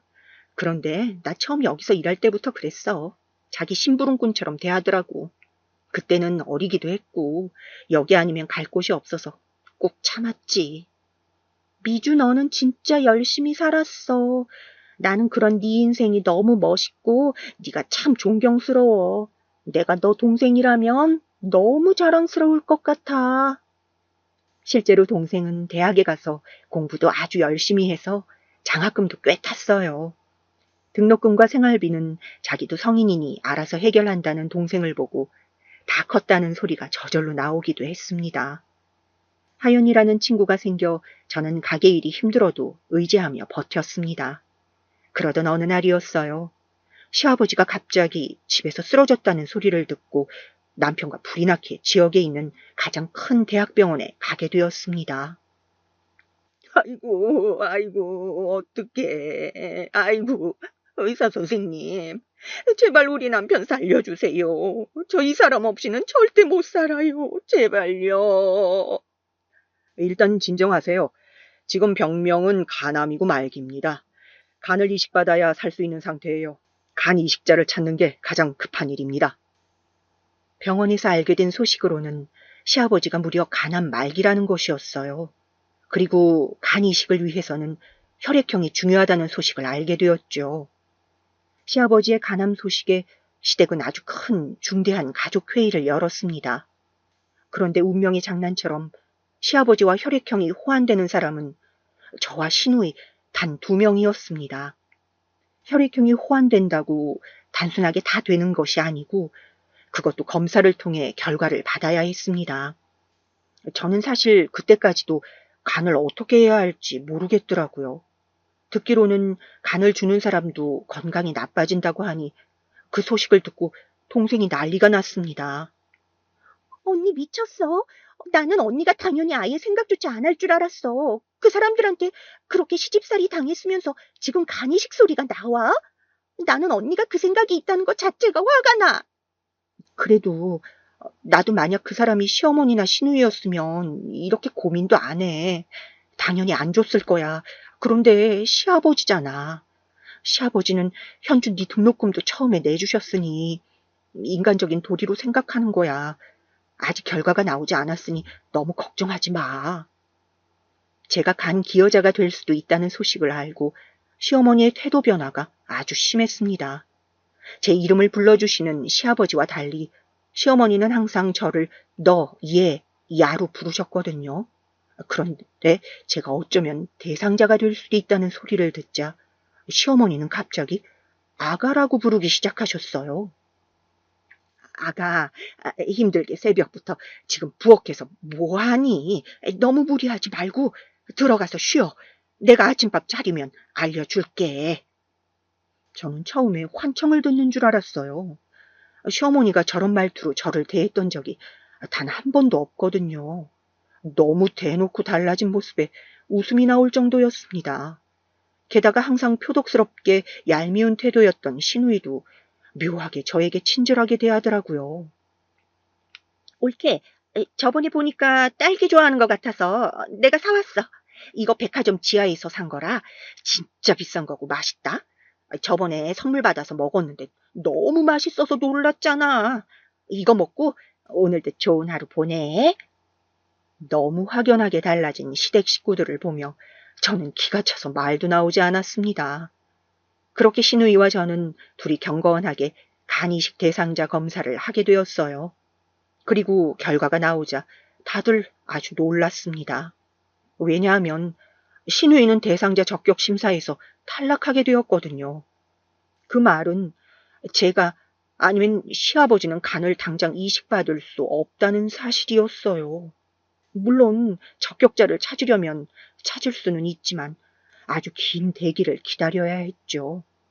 시아버지가 초기도 아니고 말기였으니 하루가 급한 상황이었어요.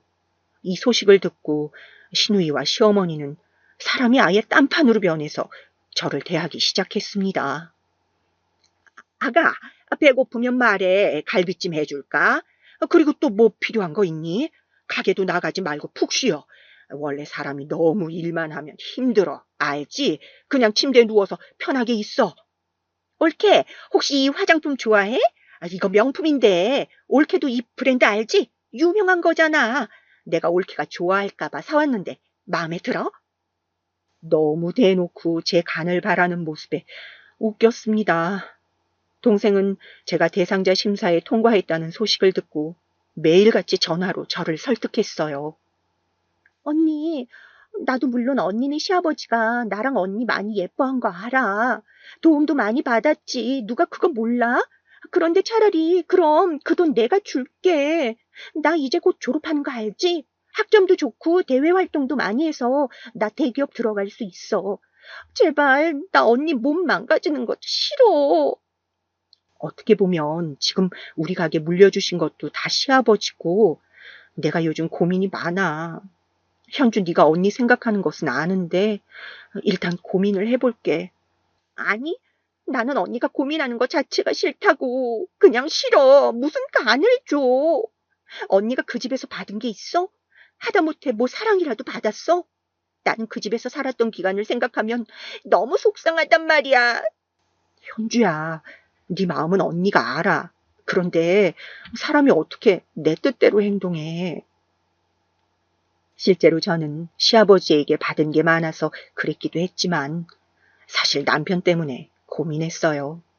남편은 제가 유일한 간이식 대상자라는 소식을 듣고 울면서 무릎을 꿇고 저에게 빌었거든요.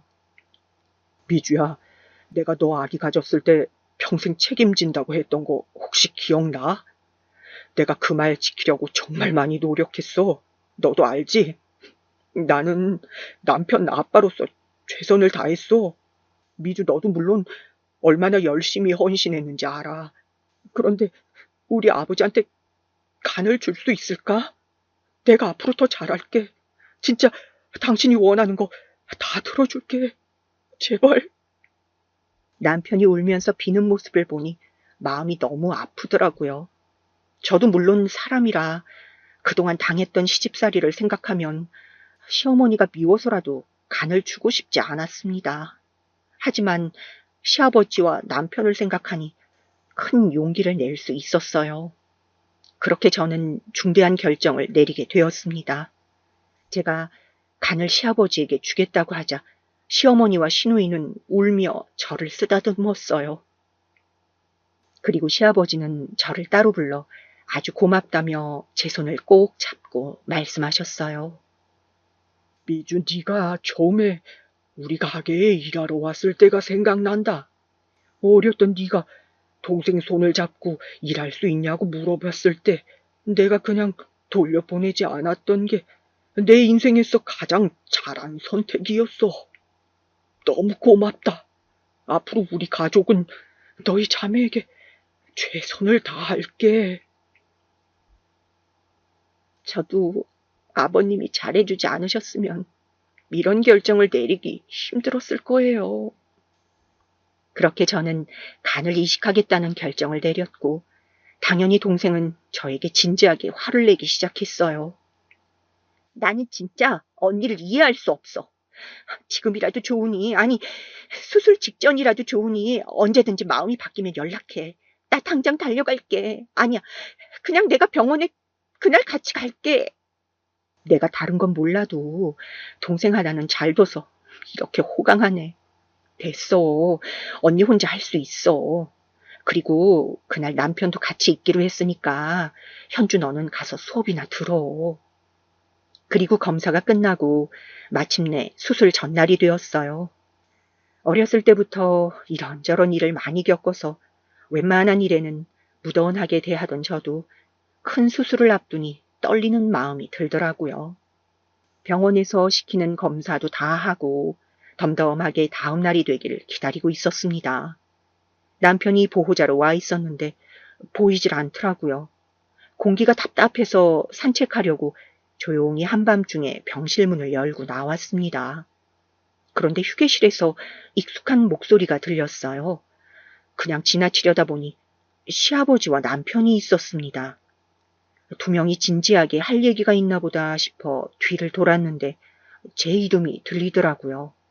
그래서 대화를 몰래 엿듣게 되었습니다. 그리고 그 대화는 아주 중요한 대화였어요. 살면서 받은 충격 중에 이 대화가 가장 충격이 컸습니다.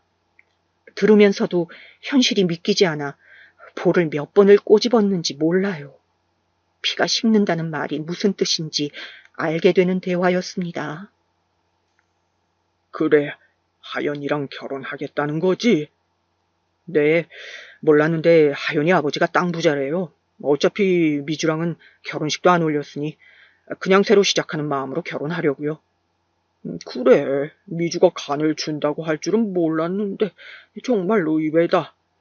근데 간만 받고 바로 이혼해. 그래야죠. 하연이랑 결혼하고 땅 생기면 거기에 집 짓고 행복하게 살아요. 미주가 사람은 착한데 친정이 없어서 가끔 답답했거든요. 받을 게 전혀 없잖아요.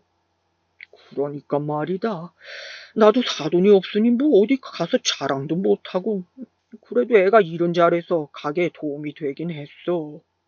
그동안 고맙긴 했죠. 하지만 이제 노후를 보내고 남은 생을 살기엔 하연이처럼 돈 많은 집 사람하고 하고 싶어요. 저는 저 대화를 듣고 너무 충격에 빠져 이명까지 들렸어요.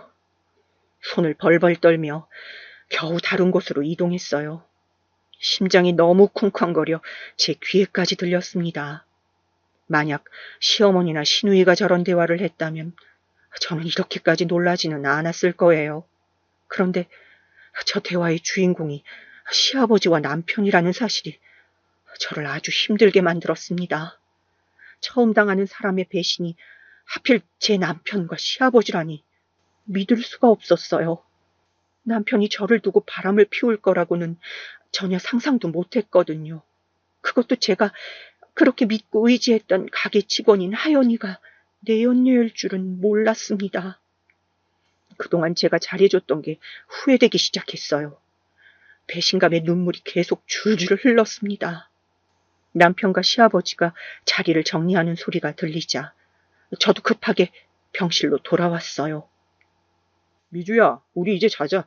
불 이미 꺼놨구나. 자? 자나 보다. 잘 자. 나도 잘게. 남편은 아무 일도 없었다는 것처럼 행동했어요. 늘 하던 것처럼 똑같이 저를 대했죠. 그날 밤 저는 단 한숨도 잘 수가 없었어요. 뜬 눈으로 새벽을 보냈습니다. 자고 싶지도 않았고 졸리지도 않더라고요. 눈물만 계속 흘리며 제가 잘못 들은 게 아닐까 생각했습니다. 꿈인 것 같았는데 꿈은 절대 아니었죠. 당연히 간을 줄 생각은 사라진 지 오래였습니다. 다음 날이 되었어요. 남편은 평소처럼 아주 다정하고 친절하게 저를 대했습니다. 시어머니와 시누이까지 와서 제 기분을 살폈죠. 굳은 표정을 풀 수는 없었지만 다들 제가 수술 때문에 긴장했다고 생각하는 것 같았어요. 미주야, 너무 걱정하지 마. 수술 끝나면 내가 바로 대기하고 있을 거니까 그냥 한숨 자고 온다고 생각하고 마음 편하게 먹어. 알겠지? 아무 일도 일어나지 않을 거야. 남편의 말을 듣고 속으로 바람이라는 단어만 떠올랐어요. 아마 제가 수술하러 들어가면 본인은 하연이랑 연락하겠지 생각하니 피가 거꾸로 솟는 기분이 들었습니다. 간호사가 와서 저를 호명하고 마취하러 침대를 끌고 이동했어요. 그때부터 시댁 식구들은 저와 함께 갈 수가 없었죠. 어제 대화를 듣고 나니 시댁 식구들이 순수한 마음으로 저를 응원하러 온 게 아니라는 생각이 들었어요. 어쩌면 제가 도망갈 수도 있으니 감시하는 것은 아닐까 하는 생각이 들었죠. 그렇게 저는 마취방으로 이동했습니다. 선생님, 잠시만요. 저 지금 화장실이 너무 급해서요. 바로 다녀올 테니 잠시만 기다려주세요. 저는 화장실을 가겠다고 하고 나온 후로 뒤도 돌아보지 않고 병원을 빠져나왔어요. 다행히 시댁 식구들은 전혀 마주치지 않았습니다. 일단 병원 밖으로 가서 행인에게 부탁해서 전화를 빌렸어요. 현주야, 언니야, 나 지금 수술 포기하고 나왔어.